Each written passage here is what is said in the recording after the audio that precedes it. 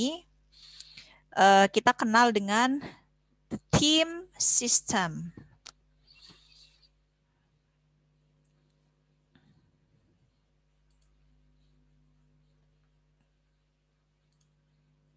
Oke. Masih ingat kalau di ideational meaning kita sebut sistem apa? Ada yang masih ingat? Do you remember?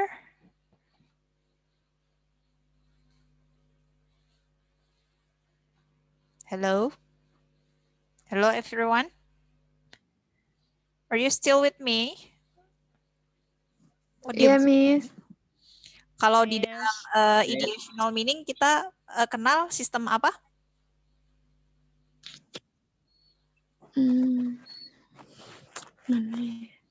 Yang kita analisis ada participants, ada circumstance. Kita kenal dengan sistem apa? Itu Ideational meaning. Iya, ideational meaning itu di dalam ideational meaning ada sistem apa namanya kita kenal kemarin? Transitivity system. Good, Raihan. Transitivity system. Kalau Maaf, Miss, saya terlambat. Oke, next time jangan terlambat ya. Oke, kalau di interpersonal meaning kita kenal sistem apa? Kemarin baru aja kita pelajari.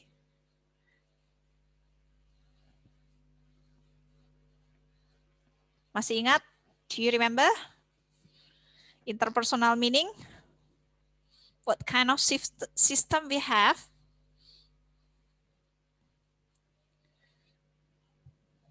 Masih ingat?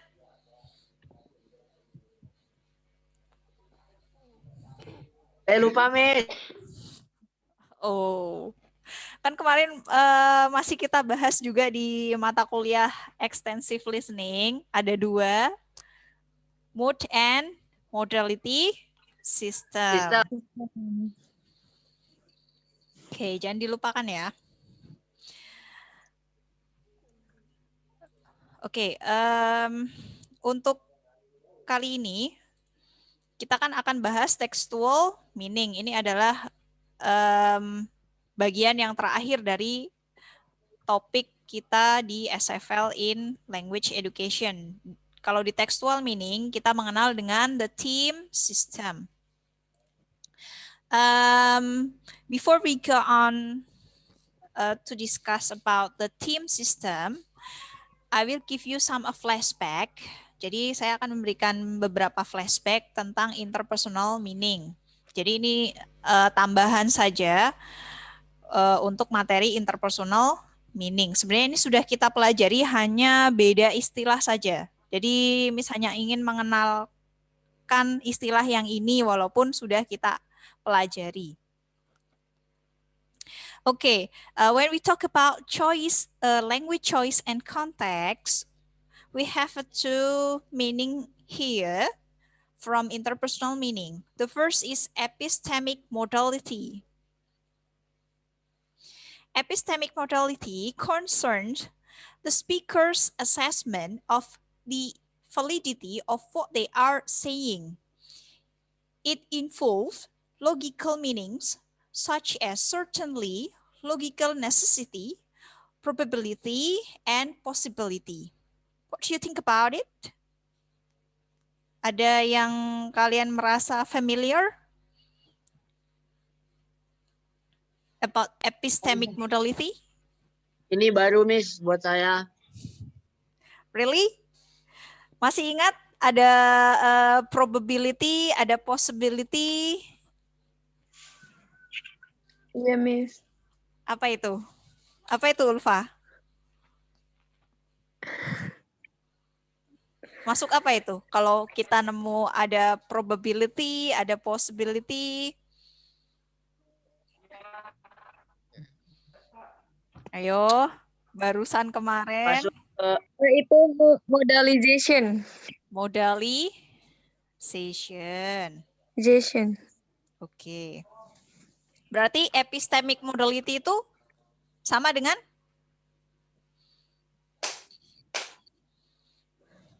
modalization. Interpersonal meaning. I know it's a interpersonal meaning. Ini adalah bagian dari interpersonal meaning, Royhan. Gimana Miss, Ulfa? sorry. Gimana Ulfa? Sama dengan Ya? sama dengan modalization ya, Miss. Iya, good. Jadi sebenarnya kalau kalian buka lagi PPT yang sebelumnya tentang interpersonal meaning, tuh yang ada bagan-bagannya itu, kalau nanti kalian nemu istilah epistemic modality, wait. Kalau kalian nemu epistemic modality, itu nanti masuk ke dalam modalization. Jadi nanti di situ ada probability, ada possibility, itu masuk ke dalam modalization. Jadi sebenarnya modalization atau epistemic modality itu adalah fokus ke speaker assessment. Dari apa yang mereka katakan. Jadi itu tuh masuk ke dalam logical meaning seperti certainly, logical necessity, probability, and possibility. Nah, kalau yang deontic kan di sini concerns the speaker's assessment of desirability of an event or situation. It involves meaning such as obligation, desirability, inclination, and permission. Kalau yang ini berarti sama dengan satunya modalization apa? Modulation. Modulation. Good, Ulfa. Modulation. Thank you. Miss. Yes, modulation. Jadi kalau kalian nanti nemu istilah deontic modality itu adalah modulation. Good, Ulfa. Itu ya. Jadi kalau nanti kalian nemu istilah-istilah ini, epistemic modality itu sebenarnya modalization. Deontic modality itu sebenarnya modulation. Good. Oke, ini masih flashback ya. Ini hanya contoh-contohnya saja. Jadi kalau misalnya kalian nemu ada epistemic modality, ini adalah contoh di dalam kalimatnya. Looking at the other reviews, this must be, nah ini, yang di merah dan di garis bawah ini must be, ini tuh menunjukkan epistemic modality. Must be a place one either love or hates. You can't be serious. Can't be di sini masuk ke dalam epistemic modality. Nanti tinggal dilihat intensitasnya aja, apakah dia semakin positif atau semakin negatif. Sorry. We should see temperatures climbing to around 14 degrees. Should see ini juga masuk dalam epistemic modality. There could be some drizzle around here and there. Could be di sini juga masuk dalam epistemic modality.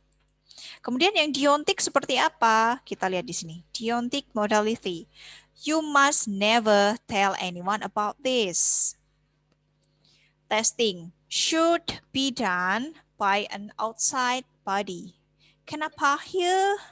Nah, ini adalah contoh-contoh dari deontic modality.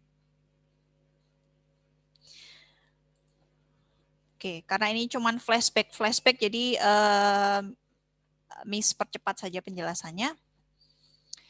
Oke, kalau yang ini tambahan dari interpersonal meaning. Jadi sebenarnya ketika kita membahas interpersonal meaning, makna yang terkandung dalam atau makna yang harus dipahami antar sesama speaker, sesama pembicara gitu ya. Kalau kita sedang ngobrol atau berbicara, memberikan transfer pesan gitu antar speaker 1 dengan speaker 2. Itu di sini ada yang namanya anaphoric reference dan exophoric reference. Anaphoric reference, the information has already been provided earlier in the text. Ini anaphoric reference. Kalau exophoric reference, the information clear from the context. What do you think about this? Hello? Hello, everyone? Do you still with me? Yes, Miss. Jadi menurut kalian anaphoric sama exophoric itu apa?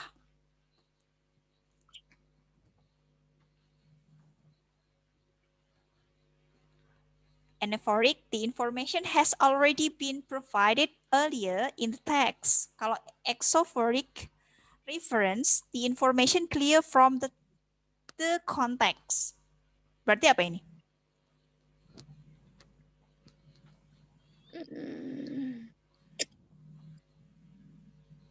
Kira-kira apa?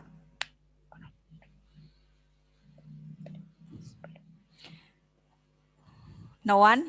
Oke, jadi anaphoric reference itu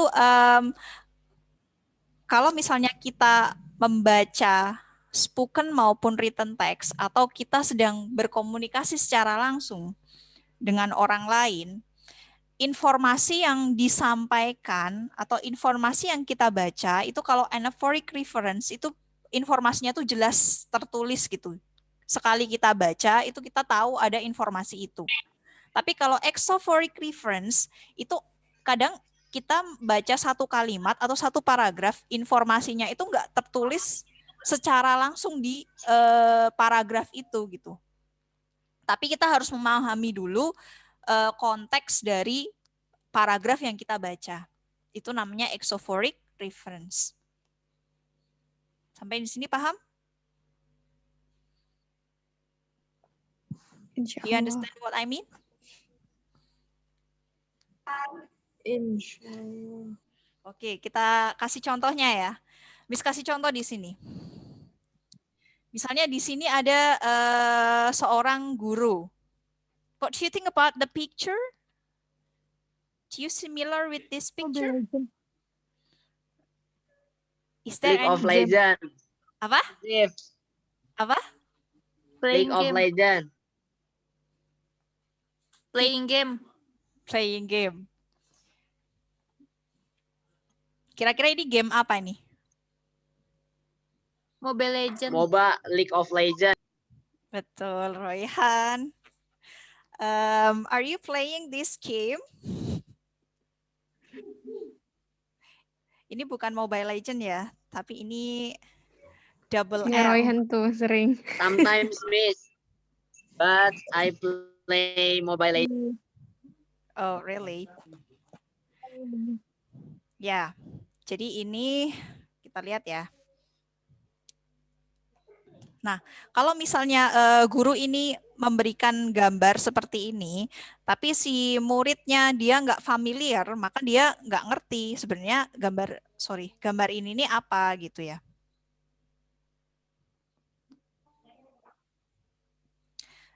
Well, oke. Jadi kita lihat bagaimana sih kalau misalnya percakapan antara guru dan murid ini kita masukkan di sini.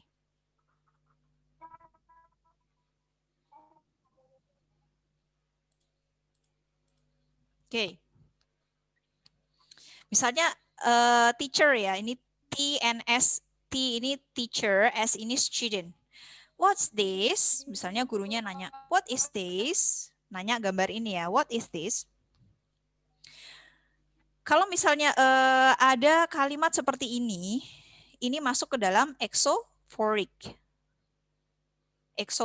reference. This refers to a picture the teacher is holding up. Nih. Jadi maknanya itu exophoric, referensinya itu exophoric. Mengandung exophoric. Karena what is this di sini, kalau misalnya kita nggak tahu gambarnya, ya kan, kita nggak akan ngerti makna dari gambar ini, iya nggak?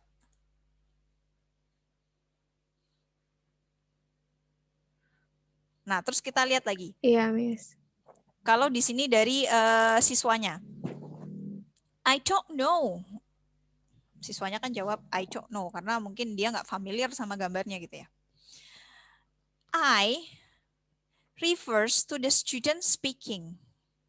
I di sini subjeknya ini I, ini tuh refers to the student speaking. Ini juga masih exophoric. Kenapa exophoric? Kenapa I di sini subjek I di sini menjadi exophoric meaningnya? Karena kalau misalnya kita tidak tahu konteksnya, bisa aja kan I di sini bukan siswa gitu kan. Nah, itu yang disebut exophoric. Nah, kita lihat lagi. What do you think? What do you think? You refers to the students listening. Di sini you ini juga masih masuk ke dalam exophoric reference. Kenapa? Karena you ini tuh kan refers to students listening. Siapa sih yang diajak untuk yang ditanyain what do you think itu kan guru kan nanya ke siswa gitu. Berarti you-nya di sini itu dalam konteks tertentu gitu. Kalau kita nggak tahu konteksnya, kita mungkin bisa menebak itu bukan siswa. Itu ya. Oke, kemudian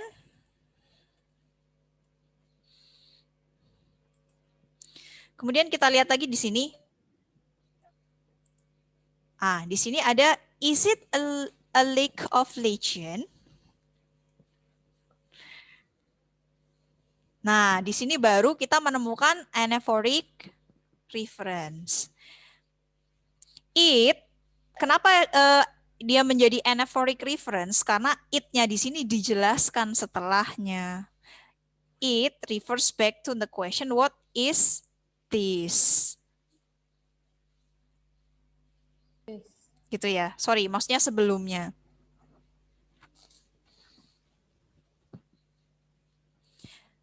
Jadi kalau misalnya ada informasi sebelumnya, kemudian kalimat berikutnya itu menjelaskan informasi sebelumnya atau masih berkait dengan informasi sebelumnya, dan itu tuh jelas, dari kita membaca kita langsung tahu apa gitu ya, tanpa perlu kita mencari konteksnya, itu namanya anaphoric reference. Nah, kita lihat lagi di sini. That's right. Teachers ya. Kan ini berarti di percakapannya si siswanya ini kan si siswa ini mencoba menjawab gitu ya. Mencoba menjawab pertanyaan dari gurunya. Tapi dengan ragu gitu ya, nggak seriously gitu. Anaphoric. Jadi that's right-nya ini masuk ke dalam anaphoric. That refers back to the answer, it's a League of Legends.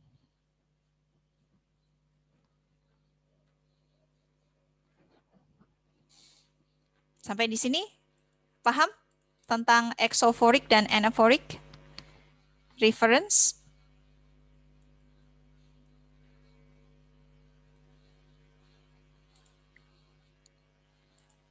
Sampai di sini paham? Kalau paham, saya lanjutkan.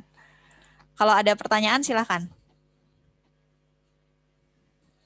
Hello? Sudah paham?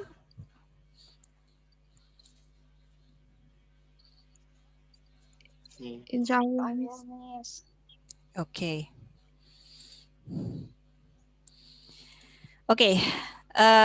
Cukup ya, itu adalah flashback kita tentang interpersonal meaning. Sekarang kita akan masuk ke textual meaning. Kita akan mulai belajar tentang theme system.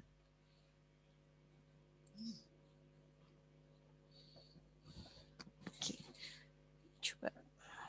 me make it bigger.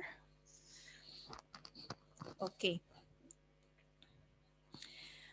So, what is textual function? Jadi textual meaning itu bisa kita katakan textual function. Ini adalah bagian terpenting di antara interpersonal meaning dan juga ideational meaning.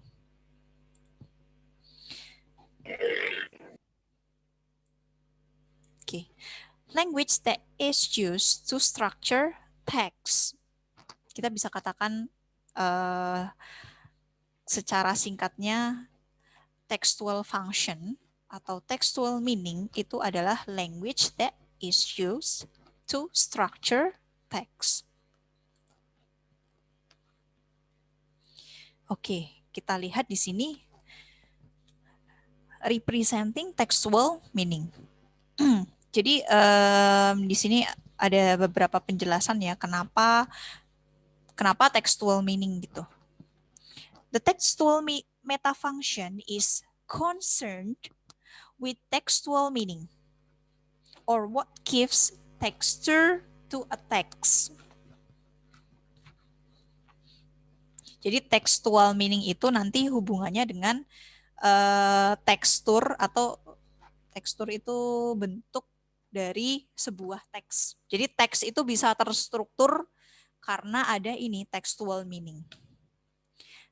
Texture is what makes a text into a coherent piece of language, as opposed to simply being an unorganized string of sentences.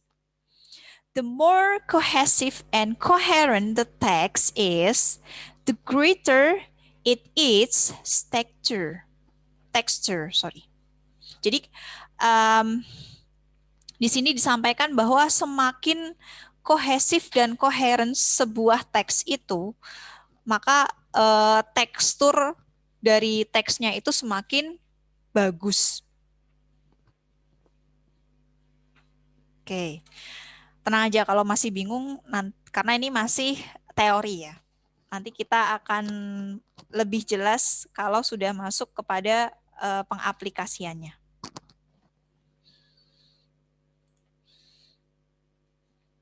Oke, ini masih lanjutannya ya.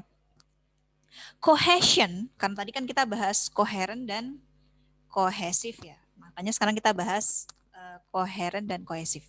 Cohesion deals with how successive sentences are integrated to form a text. We call it inter-sentence texture. Ingat ya, kalau cohesion itu adalah inter-sentence texture. Jadi di dalam tekstur sebuah teks itu nanti ada inter-sentence dan juga intra-sentence. Cohesion in a text increases as the elements within a text become more mutually dependent on one another for their interpretation. Cohesive ties cross clause and sentence boundaries. Coherence, kalau tadi cohesion, kalau sekarang coherence. Coherence, or we call it intra-sentence texture, has to do with fit to context. Jadi kalau intra-sentence texture itu atau coherent ini nanti hubungannya dengan gimana sih sebuah teks itu konteksnya itu sesuai gitu. Jadi dalam satu teks atau satu paragraf itu kan terdiri dari beberapa klausa atau terdiri dari beberapa kalimat.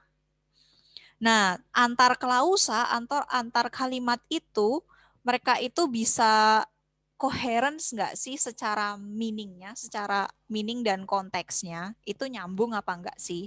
Jangan-jangan kalimat pertama membahas tentang bunga, kalimat kedua membahas tentang laptop. Jadi apakah hubungan bunga dengan laptop? Nah, hati-hati. Makanya ini sangat perlu diperhatikan. Textual meaning ini penting sekali ketika kalian mau menulis. Ataupun kalian lagi membaca teks, ini akan membantu kalian untuk lebih jeli lagi menilai sebuah teks gitu. Apakah teks ini tuh dari segi makna dan juga dari kalau intra kan makna konteksnya dari teks ini itu tuh sudah sesuai atau belum, sudah coherence atau belum. Nah kalau cohesion itu inter sentence structure. Jadi cohesion ini tuh elements within a text. Elements within a text itu kan bisa verbnya, bisa jadi kayak lexical items. Lexical items itu kan ada verb, ada noun, ada adjective, ada adverbs. Jadi di dalam intersentence teksturnya itu, tekstur kalimat atau tekstur klausanya itu gimana? Mereka tuh terbentuk menjadi satu kalimat atau satu klausa yang cohesion enggak gitu loh. Oke, saya lanjut dulu aja ya, karena ini masih teori. And then the organization of the message to fit the context comprises two aspects. The first is hearer angle. Hati-hati ya, di sini juga ada dua. Hearer angle and speaker angle. Hearer angle relates to the organization of the message so that it ties up with the preceding text the hearer has already heard about. And what about speaker angle? Speaker angle relates to how the message is organized around what the speaker wants to say or what Holiday calls theme. Nah, di sini kenapa kemudian textual meaning ini ada kaitannya dengan the theme system. Karena Pak Holiday, kita tahu kan Pak Holiday ini adalah bapaknya SFL. Bapaknya SFL itu bilang bahwa speaker angle, jadi angle itu kayak sudut pandang. Sudut pandang dari speaker, si orang yang ngomong, itu tuh nanti akan relate pada gimana sih pesan itu tersusun, terorganize dari apa yang si speakernya itu ingin katakan gitu, ingin menyampaikan, itu namanya theme. Disebut juga theme. Nah, tapi kalau hearer angle itu tuh berhubungan dengan pesan yang terorganisasi itu dari apa yang didengar oleh si penerima pesan ini gitu. Jadi kan gini loh gampangnya tuh, misalnya si A jadi speaker angle. Jadi si A itu speakernya, sudut pandang si A itu mau menyampaikan pesan kalau minggu depan itu PBI Latansa itu libur 1 minggu. Nah, si B yang mendengar pesannya si A itu bisa aja kan dia karena kurang terorganize pesan yang disampaikan si A, si B itu kan bisa aja dia ngedengernya kalau minggu depan itu semua mahasiswa PBI itu masuk seperti biasa, kan bisa kan? Nah, makanya ada hearer angle, ada speaker angle.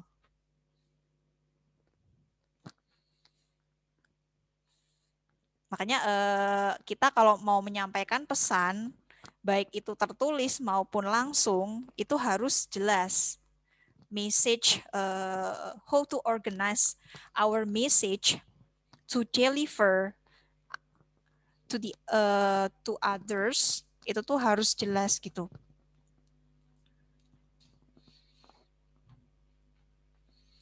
Gimana Miss jelasnya? Jelasnya tadi dari segi coherence dan cohesionnya. Jadi secara konteksnya jelas, secara struktur kalimatnya jelas. Nanti baru pesannya itu tersampaikan secara utuh. Oke, kita sampai kepada kuis.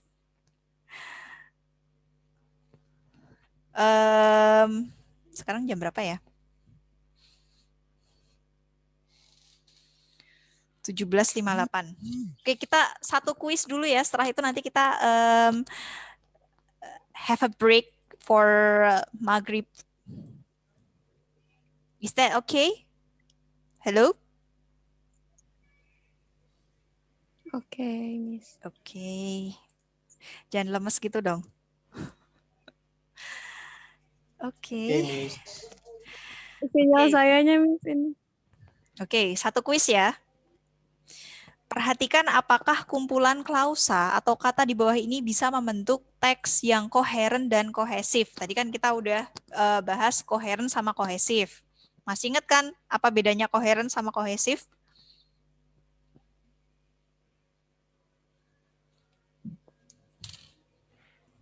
Ayo, masih ingat koheren dan kohesif? Kalau kohesif itu yang seperti apa? Cohesion tadi ada tulisan cohesion, coherence.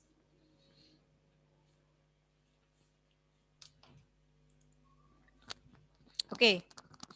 Baik, silahkan dianalisis dari 3 kalimat berikut atau 3 klausa berikut. Klausa pertama, kedua, dan ketiga. Ini ada 3. Menurut kalian gimana dari segi koheren dan kohesifnya? Menurut kalian kalau ini sebuah teks, apakah teks ini tuh sudah koheren dan kohesif atau belum? Jawabannya cuma 2, yes or no. Yuk, siapa yang mau jawab? Itu ada 3 nomor, ada 3 nomor ya, Miss ya? Ada 3 nomor, ada 3 klausa, betul. Klausa yang pertama, approach, run, stay.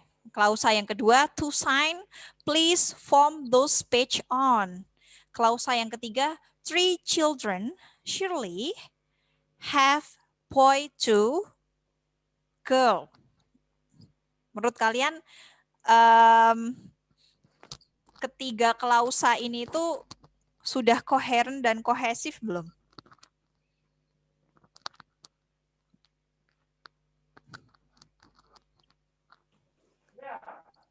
Yuk, siapa yang mau jawab? Belum, Miss. Hah? Gimana?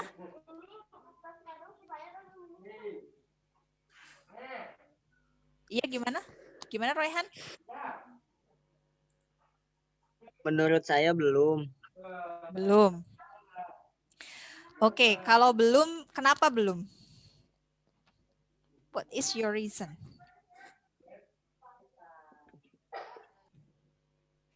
Kalau belum, kenapa kira-kira?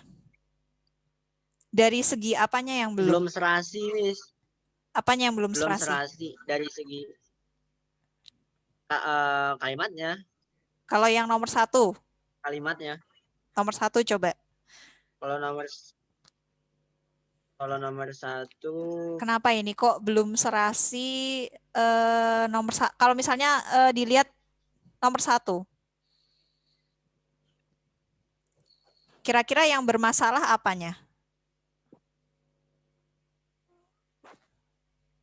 Koheren kah? Kohesif kah? Masih ingat koheren, kohesif?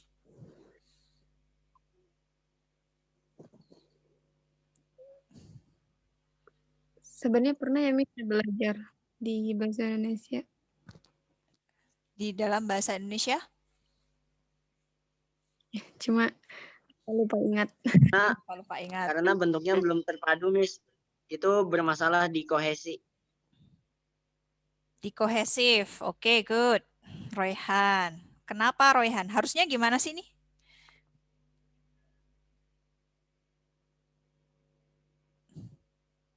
Kohesif tadi berhubungan sama apa sih? Sama organisasi dari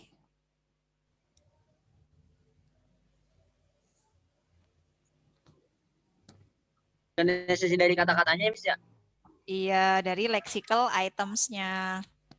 Baik itu subjeknya, dari verb-nya, mereka itu tidak tersusun secara Benar. Secara Benar. terstruktur atau secara rapi, ya. iya. Secara terstruktur. Good. Kalau dari segi meaning-nya, sebenarnya bisa dipahami nggak sih nih maknanya?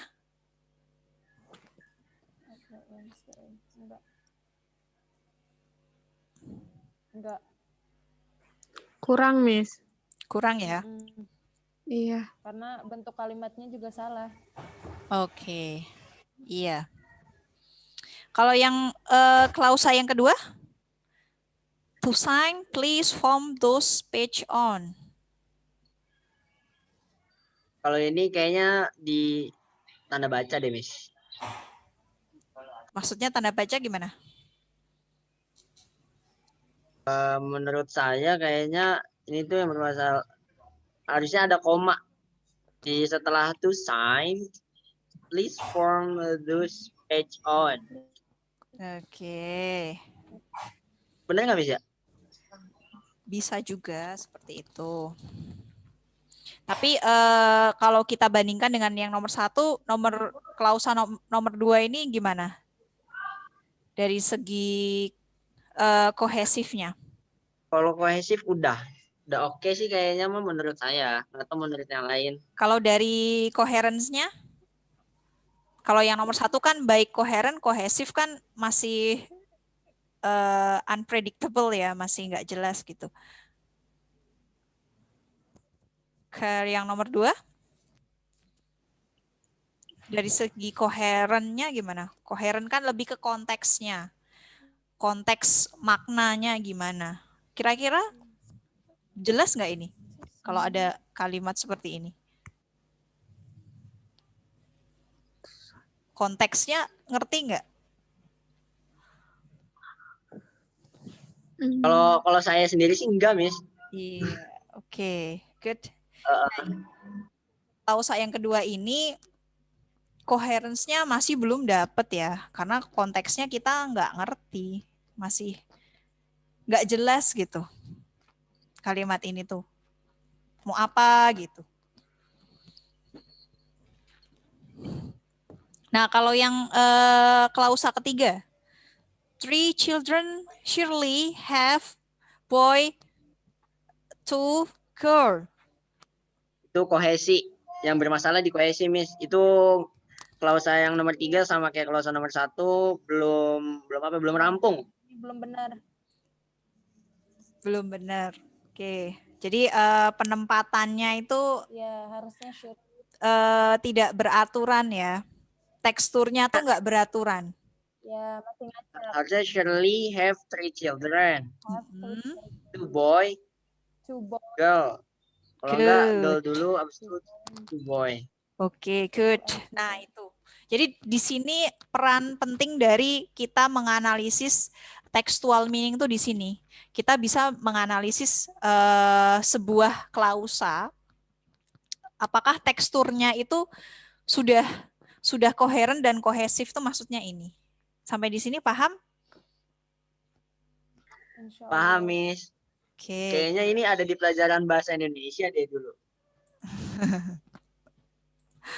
Nih ya, kelompok klausa dan kata di atas tidak bisa dikatakan sebuah teks yang baik karena grammarnya masih banyak yang keliru. Dari kumpulan kata atau klausa di atas, orang tidak akan bisa memahami setiap klausa, apalagi teks secara keseluruhan. Dengan demikian, disinilah pentingnya siswa diajari grammar karena tanpa grammar yang baik, siswa tidak bisa mengungkapkan gagasannya dengan baik. Dan tujuan komunikasi pun tidak tercapai. Jadi kalau kalian nanti ngajar atau nanti kalian ada mata kuliah writing, kalau writing kalian grammarnya masih belum pas, masih ketuker-tuker, harusnya subjek ditulis di mana, verb ditulis di mana, ini ditulis mana. Nah, nanti sama seperti yang tadi. Teks kalian itu nggak akan kohesif dan coherence. Gitu ya. Oke? Oke, karena sudah azan, jadi kita break dulu. Nanti kita lanjutkan lagi setengah jam lagi ya. Oke. Oke, Miss. Oke. Ini mau di end, ya udah di end aja deh.